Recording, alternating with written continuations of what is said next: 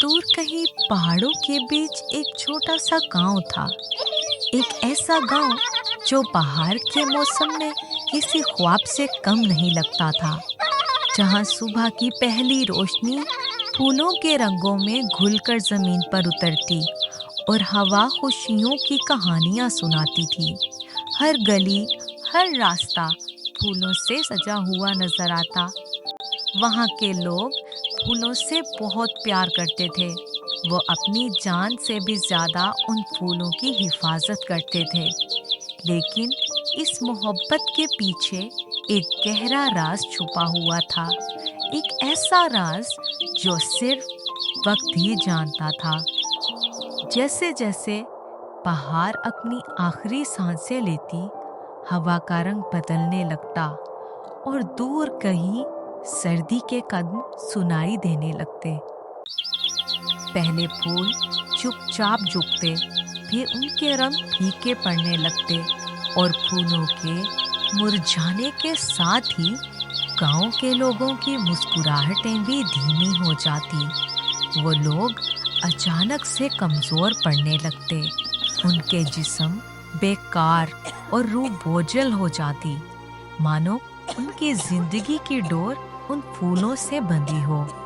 इसलिए वो अपनी जरूरत से ज्यादा उन फूलों की हिफाजत करते, क्योंकि वो जानते थे जिस दिन फूल पूरी तरह मुरझा गए, उस दिन गांव की सांसें भी रुक सकती हैं। तुमने महसूस किया, हवा आज कुछ ज्यादा ही ठंडी लग रही है। दिन ब दिन सर्दी करीब आती जा रही है और मेरा दिल घबराता जा रहा है। न जाने इस बार ये सर्दी कितने मासूम लोगों की जान लेगी। काश इस दफा सर्दी ना पड़े या फिर जल्दी खत्म हो जाए। तुम्हें याद है ना पिछली बार क्या हुआ था? हाँ, मुझे अच्छे से याद है। कितने लोग फूलों के मुरझाने से अपनी जान से हाथ धो बैठे थे। उम्मीद है कि इस दफा किस्मत इतनी बेरहम नहीं होगी। लेकिन एक बात है जो आज तक मुझे समझ नहीं आई कि आखिर वो बागीचे वाले आदमी पर इस ठंड का कोई असर क्यों नहीं होता, और ना ही आज तक उसके बागीचे का कोई भी फूल मुरझाया है। अरे क्या बताऊं, मुझे तो वो इंसान भी नहीं लगता। गांव वाले कहते हैं कि कई सालों से उसकी उम्र नहीं बढ़ी, वो हमेशा से ऐसा ही दिखता है। वो शख्स जिसका बागीचा सर्दी, बर्फ और वक्त से महफूज था, कहते हैं कि वो आदमी कई सालों से इसी बागीचे के अंदर रहता आ रहा है। गांव के लोग उसे दूर से देखते, लेकिन कभी करीब जाकर बात करने की हिम्मत नहीं करते थे। ना कभी कोई उससे मिला, ना ही कोई उसकी कहानी जानता था। सबसे हैरत अंगेज बात तो ये थी कि उसकी उम्र कभी बढ़ती हुई नजर नहीं आई। सालों पहले जैसा था, आज भी हूबहू वैसा ही दिखाई देता था, जैसे कोई जिंदा इंसान नहीं, बल्कि वक्त में कैद एक तस्वीर हो। और शायद इसी वजह से उसका नाम भी सिर्फ खामोशी में गुम हो चुका था। धीरे धीरे वक्त गुजरता है। गांव में अब सर्दी का जोर शुरू हो चुका था। हवा अब पहले से ज्यादा ठंडी और तेज हो चुकी थी और धीमी धीमी बर्फ गिरने लगी थी। गांव के एक कोने में बनी हुई छोटी सी झोंपड़ी के अंदर खामोशी चीख रही थी। बिस्तर पर एक बीमार लड़की बेहिस पड़ी थी। उसके करीब रखे टेबल पर एक गमले में फूल था जो धीरे धीरे मुरझा रहा था, बिल्कुल उसकी सांसों की तरह। अरे देखो, ये फूल फिर से झुक गया। हर रोज थोड़ा थोड़ा मुरझाता जा रहा है। बिल्कुल मेरी बेटी की तरह। मेरी मासूम सी बेटी पर ना दवा असर कर रही है ना दुआ। जब जब फूल मुरझाता है मेरी बेटी की तबीयत और बिगड़ जाती है। अगर ये फूल पूरी तरह मुरझा गया तो मेरी फूल सी बेटी उसे हम हमेशा के लिए खो देंगे। हमने हमेशा इन फूलों का ख्याल रखा, इन्हें पानी दिया, इनकी हिफाजत की, लेकिन फिर भी किस्मत हमसे इतनी सख्त क्यों है? काश ये फूल फिर से खिल जाए, काश मेरी बेटी फिर से मुस्कुराए। बताओ आखिर क्यों हमारी जिंदगी इन फूलों से जुड़ी है? मैं अपनी बेटी को खोना नहीं चाहती। प्लीज प्लीज कोई कुछ करो। आखिर कब तक हम अपने प्यारों को ऐसे ही खोते रहेंगे? शाम का वक्त था। गांव के बीचों बीच हवा और सर्दी की हल्की मिलावट में कुछ बच्चे गलियों में खेल रहे थे।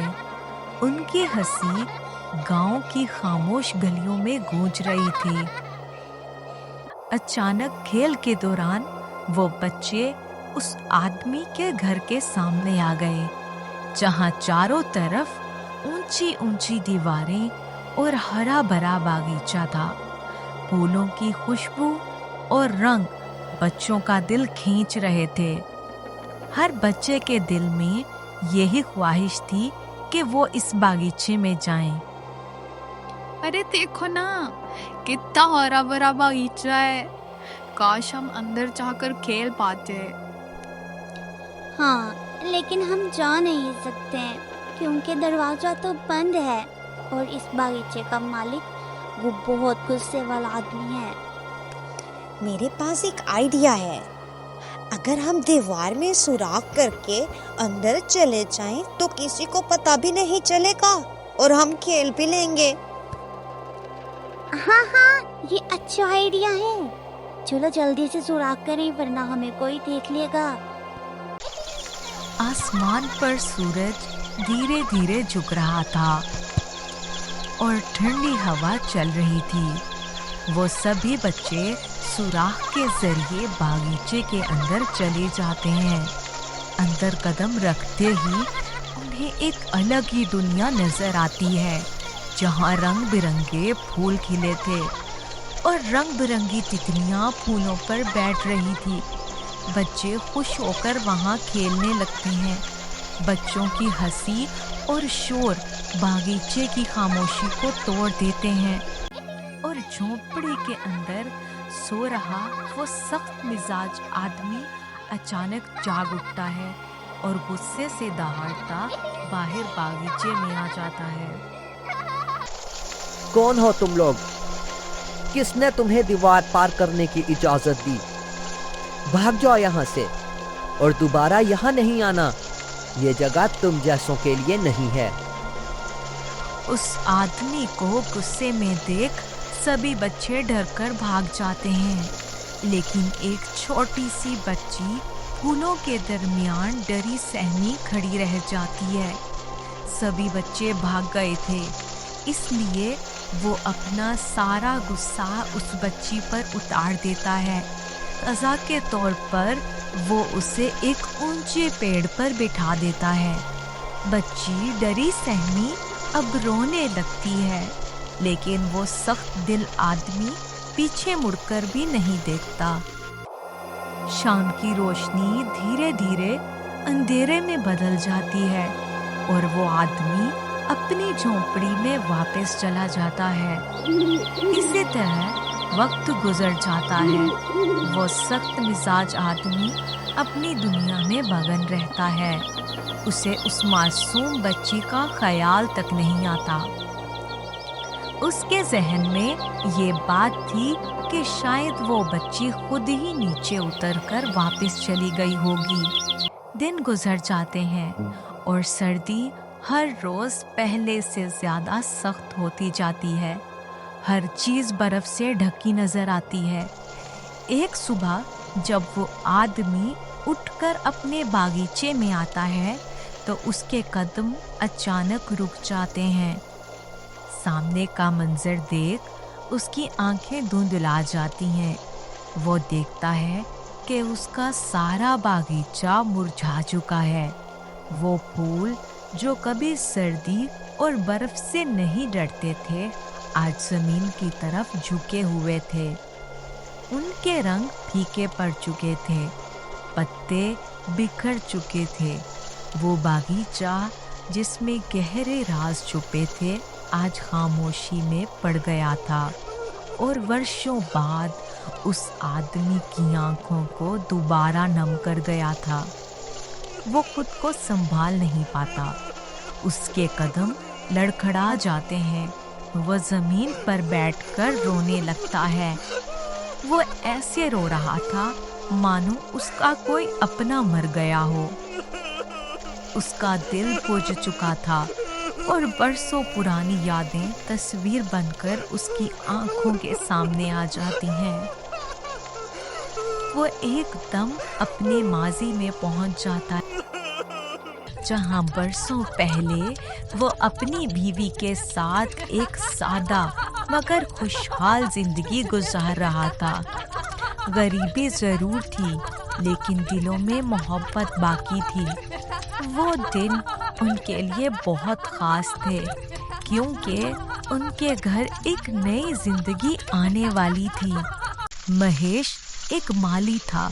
वो फूलों को बहुत प्यार से उगाता था। उसे सफ़ेद गुलाब बहुत पसंद थे। उसने सोचा था कि अगर उसके घर बेटी पैदा हुई तो वो उसका नाम गुलाबो रखेगा। यही सोचते हुए उसने अपनी बीवी के लिए कुछ सफ़ेद गुलाब तोड़े और खुशी खुशी घर आ गया। लेकिन आगे का मंजर देख उसकी मुस्कुराहट परेशानी में बदल गई। उसकी बीवी जमीन पर बेहोश पड़ी थी। वो जल्दी से उसे लेकर हॉस्पिटल चला जाता है, लेकिन किस्मत उसका साथ नहीं देती। डॉक्टर उसकी बीवी को बचा नहीं पाते, लेकिन एक नन्ही परी इस दुनिया में आती है। वो बच्ची उसकी बीवी की आखिरी निशानी थी और उसका आखिरी सहारा भी। अपनी बीवी के मरने के बाद उस आदमी की पूरी दुनिया सिर्फ अपनी नन्ही बेटी तक सिमट कर रह जाती है। इसलिए वो काम पर नहीं जा पाता, क्योंकि बेटी को अकेले छोड़ने का हौसला उसमें नहीं होता। दिन गुजरते जाते हैं और घर के हालात धीरे धीरे तंग होते जाते हैं। एक दिन महेश अपनी बेटी को लिए पड़ोसन के घर जाता है। सुनीता बहन, मैं बहुत मजबूर हूँ। सिर्फ कुछ घंटों के लिए मेरी बेटी का ख्याल रख लो। मैं काम पर चला जाऊँ, वरना भूख हम दोनों को मार देगी। महेश भैया, तुम मेरे पति को तो जानते ही हो, कितना गुस्से वाला है और मुझसे तो अपने बच्चे भी नहीं संभलते। तुम ऐसा करो, किसी और को बोल दो, वो तुम्हारी मदद जरूर कर देगी। बेटी को उठाए वो हर दरवाजे पर मदद की भीख मांगता है, लेकिन ठंड के मौसम में कोई उसकी मदद नहीं करता। हर किसी के पास कोई ना कोई बहाना था। खुदा के लिए कोई तो मेरी मदद करो। इस छोटी सी बच्ची पर कोई तो तरस खाओ। मेरी बच्ची भूख से मर जाएगी। ये मेरे जीने का आखिरी सहारा है।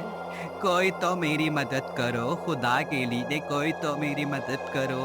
हर दस्तक बेकार जाती है, हर दरवाजे से इनकार होता है।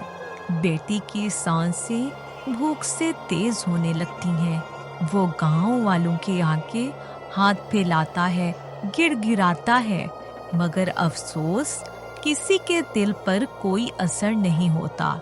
सर्दी बढ़ती जाती है, बच्चे का रंग नीला पड़ जाता है।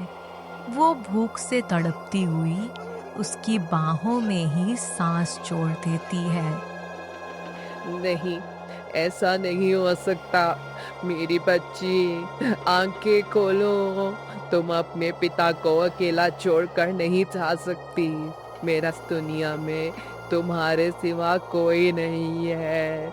ऐसा नहीं करो। आंखें खोलो मेरी बच्ची, आंखें खोलो। वो टूट जाता है, अपनी बेटी की लाश को सीने से लगाए घर वापस आता है, घंटों रोता है, फिर उस नन्ही सी जान को उसी जमीन में दफन करता है जहाँ पर वो अपने पसंदीदा सफेद गुलाब उगाया करता था।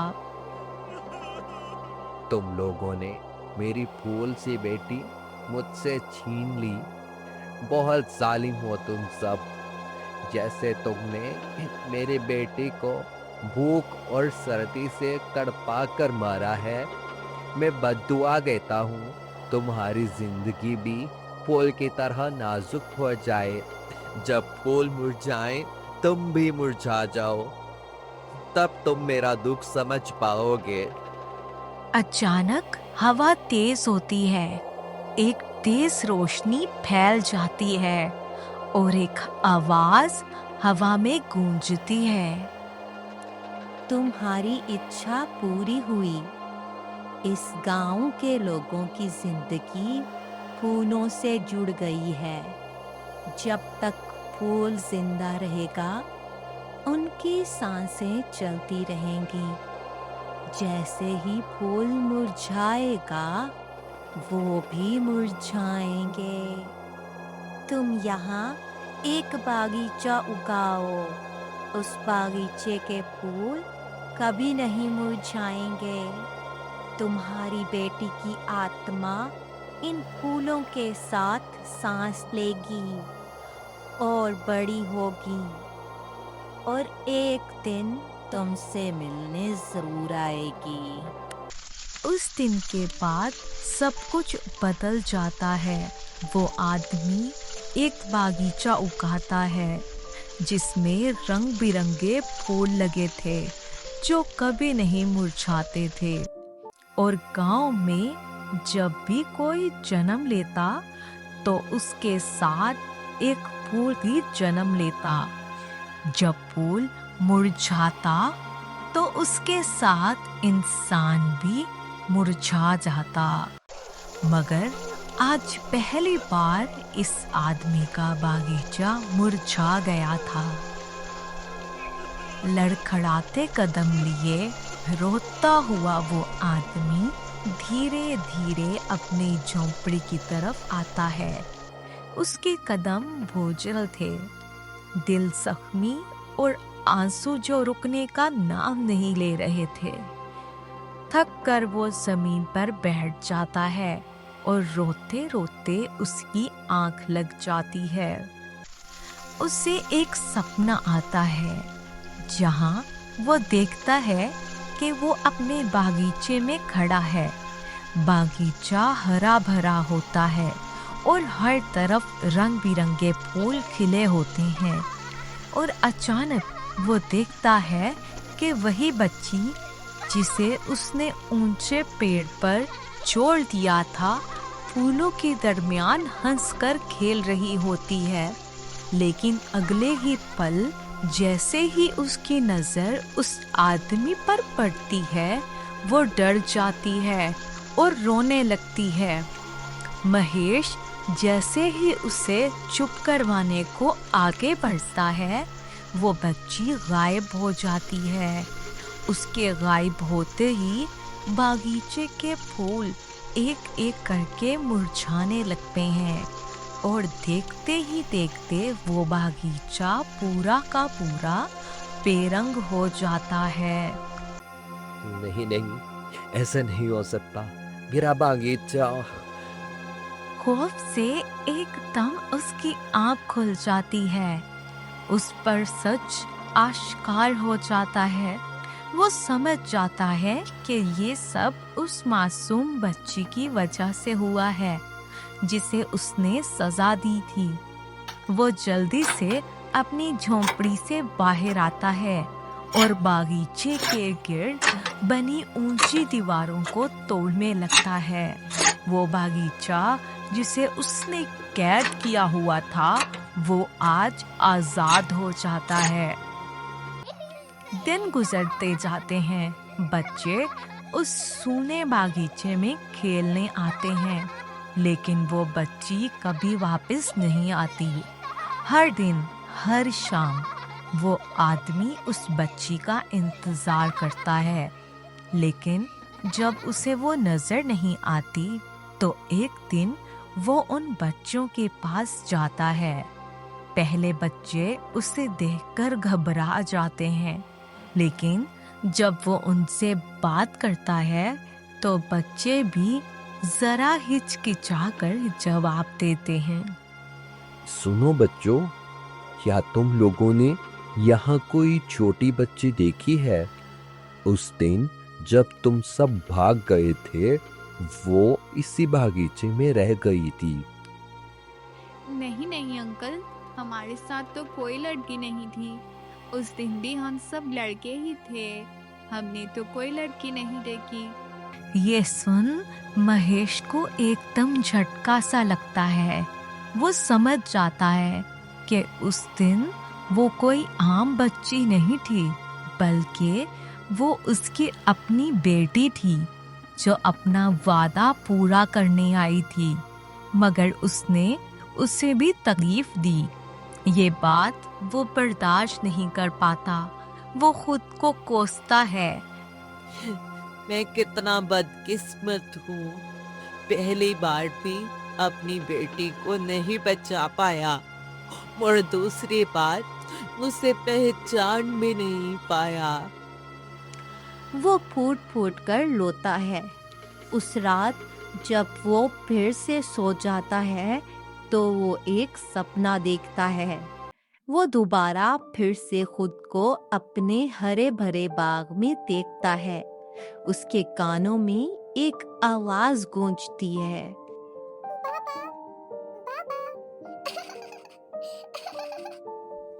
मेरी बेटी, मुझे माफ कर दो मेरी बेटी। बच्ची आगे से मुस्कुरा देती है, जैसे उसने अपने बाप को माफ कर दिया हो। महेश की आंख खुलती है तो उसे चिड़ियों की चहचहाने की आवाज सुनाई देती है। बच्चों की हंसी उसके बाग में गूंज रही होती है। जब वो बाहर आकर देखता है तो उसका बागीचा फिर से हरा भरा हो चुका था। हर तरफ फूल खिले हुए थे, जिन पर तितलियां बैठ रही थी, परिंदे चहचहा रहे थे, बच्चे खेल रहे थे। ये सब देख वो आदमी बहुत खुश होता है। उस रोज वो गांव वालों को भी माफ कर देता है। ना मैं तुमसे नफरत रखता हूँ और ना बदला। आज मैं तुम सबको अपनी शराब से आजाद करता हूँ। फूल और जिंदगी का बंधन हमेशा के लिए टूट जाता है। गांव आजाद हो जाता है। वो सख्त दिल आदमी अब फूलों के साथ नहीं बल्कि इंसानियत के साथ जीने लगता है, और वो गांव जो कभी शराब में डूबा था अब उम्मीद में सांस लेता है।